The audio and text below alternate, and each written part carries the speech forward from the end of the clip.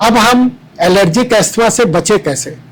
Allergic asthma से बचने का सबसे सरल और कारगर तरीका है कि जिस चीज से एलर्जी है उस चीज से हम उससे बचें।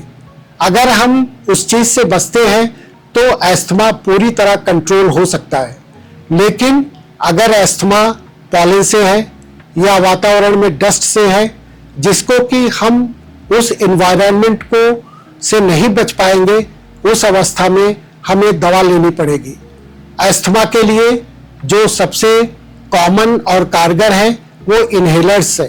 इनहेलर्स के उपाय से जो है अस्थमा को कंट्रोल किया जा सकता है। अस्थमा को कभी कभी ये प्रश्न उठता है कि क्या अस्थमा को हम क्योर कर सकते हैं। हाँ, अस्थमा को हम क्योर तभी कर सकते हैं जबकि जिस चीज से जो कि एलर्जिक अस्थमा होने का कारक है उस चीज से हम अपने को बचा लें। कभी कभी मरीज पूछता है कि डॉक्टर साहब हम एनवायरनमेंट तो चेंज नहीं कर पा रहे, कैसे बचे। तो उस स्थिति में अगर उसको कंप्लीट क्योर चाहिए तो जिस एनवायरनमेंट में रह रहा है उस एनवायरनमेंट में उसको चेंज करना पड़ेगा।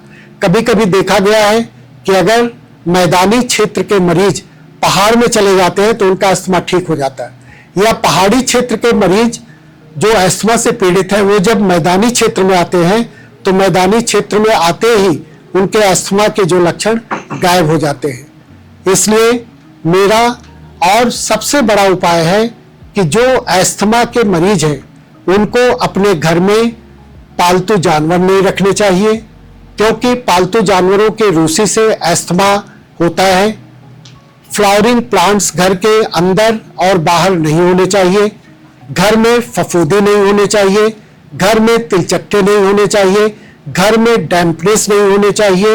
और तकिया, रजाई या गद्दे में सेमल कॉटन का इस्तेमाल नहीं करना चाहिए। इन चीजों को अस्थमा के मरीजों को अवॉइड करना चाहिए। धन्यवाद।